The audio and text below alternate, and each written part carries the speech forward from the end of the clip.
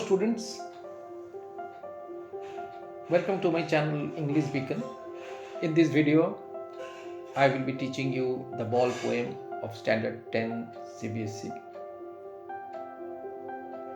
I will be explaining the poem line by line and also discuss the important questions and answers for your examination. I'm sure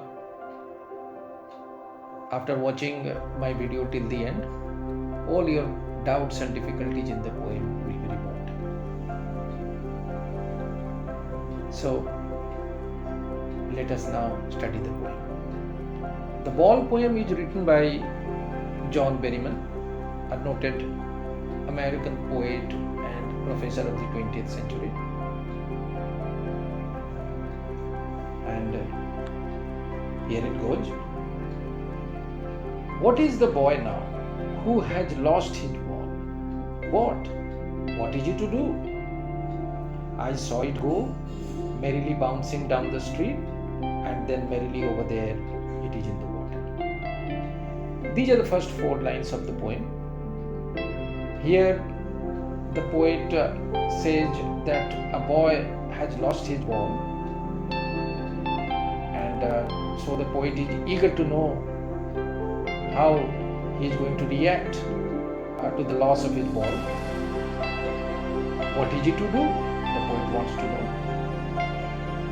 The poet had seen the whole incident, how the ball skipped from the boy's hand and bounced down the street to fall in a nearby water body. Merrily bouncing down the street and then merrily over there it is in the water. The ball is lost forever. No use to say, oh, there are other balls. However, the poet says that it is no good telling the boy that there are other balls.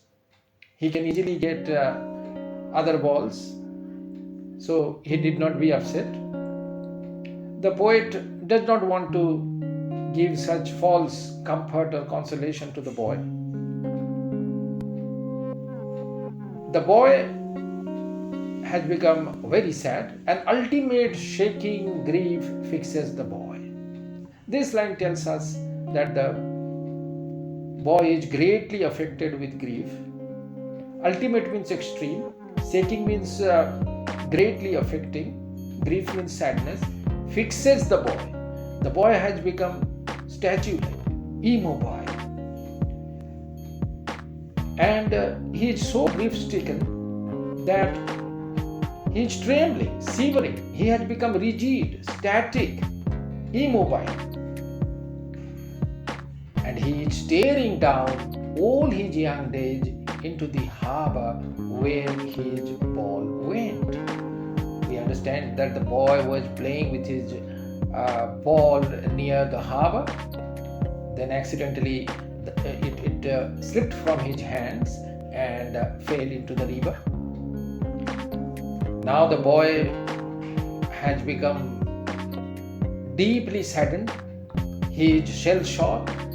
He is looking at his ball in the water. Even as he stares at his ball in the river, he is reminded of all his childhood days when he used to play with the ball. All his childhood memories are flooding his mind because he played with the ball for a long time in his childhood. So he has many childhood memories associated with the ball. Now, along with the loss of his ball, his childhood memories are also lost.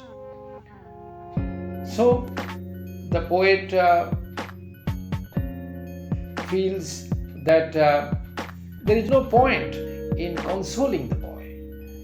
The poet does not even want to disturb the thoughtful and pensive boy. He is lost in deep thought. He is engaged in self-introspection. I would not intrude on him. To intrude means to intervene, to break his chain of thought. The poet does not wish to do so. The poet wishes to let the boy be. He wants to let the boy have his own thoughts of self realization. He wants to leave him alone. A dime or another ball is worthless.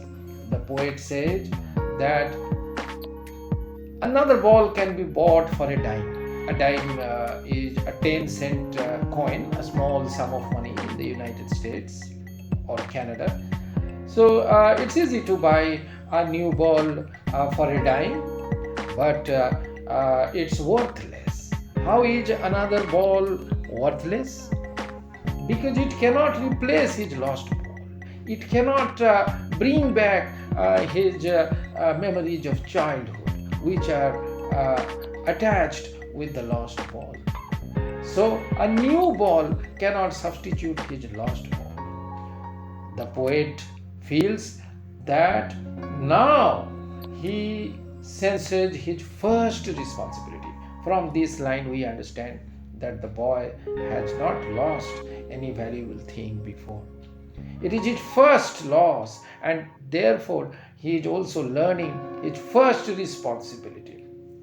In a world of possessions, the boy is learning to be responsible. The boy is learning the responsibility of looking after his valuable possessions. This loss is like an eye opener for him. And so the poet does not wish to intrude on his thoughtful, pensive mood. He wants the boy to learn from the loss of his ball.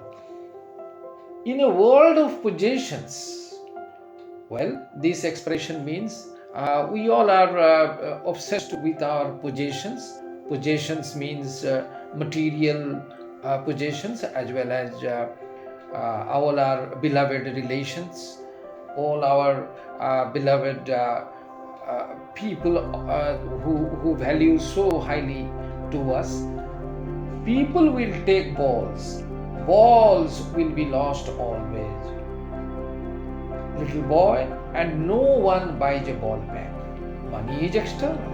Now, in a world of possessions, people will take balls. The poet means to say that people will always gather or acquire valuable possessions, material possessions, such as expensive articles and expensive objects, because we all are obsessed with such material goods.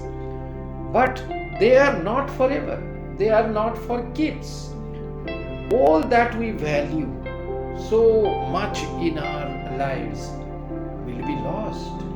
Balls will be lost always. Here, balls symbolize all our valuable possessions, not just material objects, but also our near and dear ones. We all shall be separated from our valuable possessions as well as our beloved ones. And no one buys a ball back, and we cannot regain such lost valuables. No one buys a ball back. If a ball or if a valuable possession is lost, we cannot get it back. That is the law of nature. Money is external. The poet says that money is a means to buy material objects. It has buying power. However, it cannot restore our memories.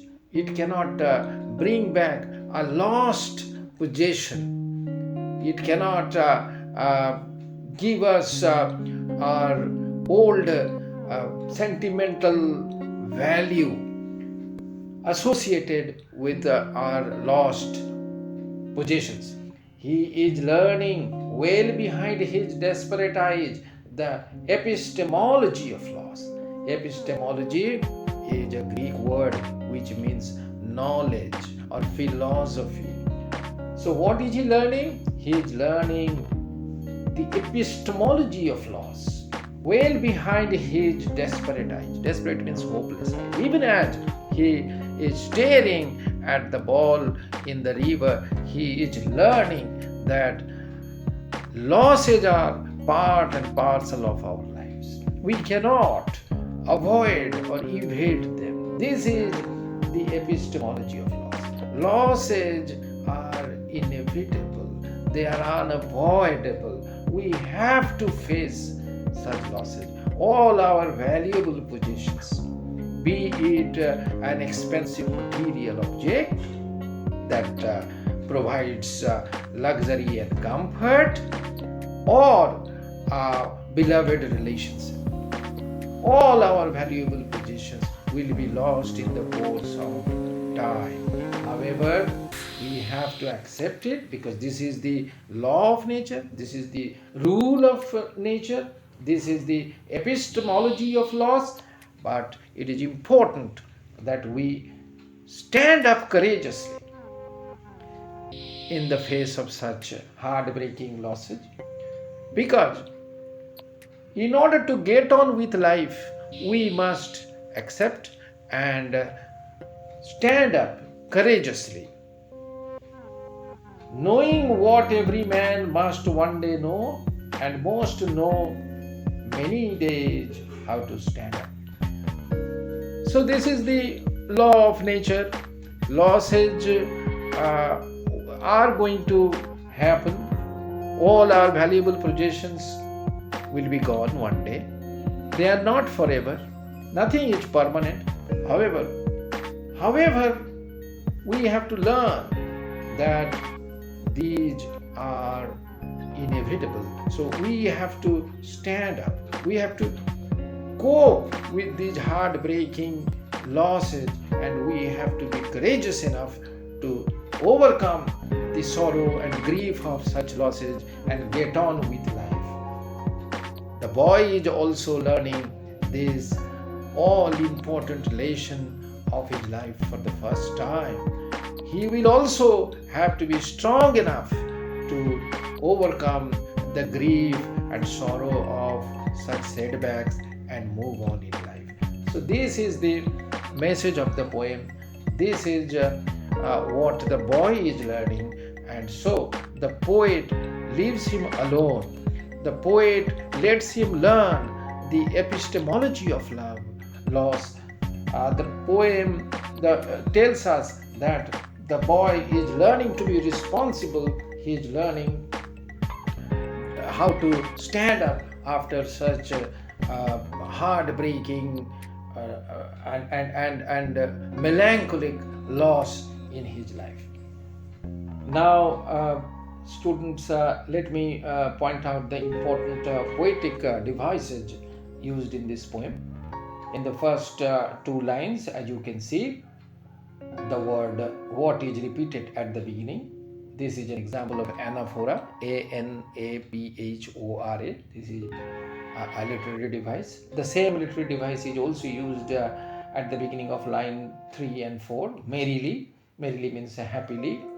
And then you have an example of assonance in the first line itself, where the vowel sound O is repeated in successive words: boy, now, who, and lost. So this is an example of assonance. You have an example of alliteration, where the consonant sound of B is repeated in successive words. Here in this expression, buy a ball back. The B sound is repeated in the successive words, buy a ball back. And also in the expression man must, in the second last line, you have another example of alliteration. The M sound is repeated. And here we have another example of assonance: learning well behind his desperate eyes, where the E sound, the vowel E is repeated in learning well, behind, and desperate. So this is also an example of assonance. Moreover, here the ball is used as a metaphor for the boy's childhood memories. A metaphor is a comparison between two dissimilar objects without the use of like or and. So the ball is a metaphor for the boy's lost childhood. Along with the ball, all his childhood memories of playing with it are also lost. So these poetic devices are important for your examination. I will now briefly discuss the important questions and answers for your examination. You may be asked why the poet does not want to intrude on the pensive boy. Well, the poet does not want to intrude on the pensive boy because he feels that the boy is learning his first lesson of responsibility. He is learning how to look after his valuable possessions. He is learning the epistemology of loss. So the poet feels that it is not proper to break his chain of thought. Moreover, the poet is of the opinion that a new ball which can be easily bought for a dime cannot replace his lost ball. The new ball cannot bring back his childhood memories, so the poet does not want to intrude on him. You may also be asked to explain the phrase "a world of possessions." The phrase "a world of possessions" means we are all obsessed or greatly attached with our valuable possessions, which not only include our expensive material objects, but also all our beloved relationships.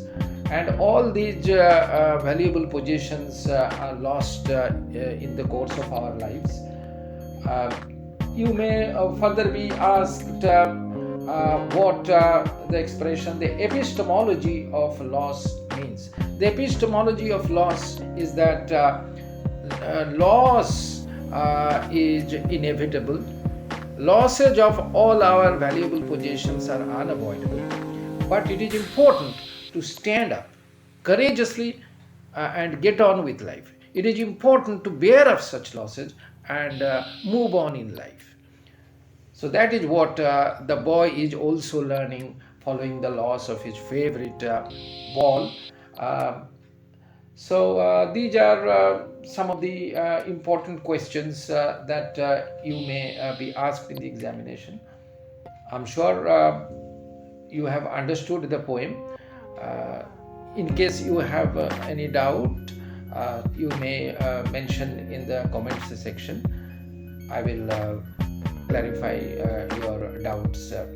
And here, before I sign off, I would like to tell you an interesting fact about the poet. John Berryman committed suicide, unable to bear some personal grief in his life. So, in the context of the poem, it is definitely ironical.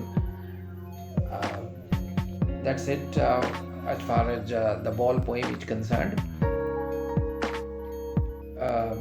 If you have benefited from the from the video, please like and share it, and do not forget to subscribe to my channel for many more such videos. Thank you very much.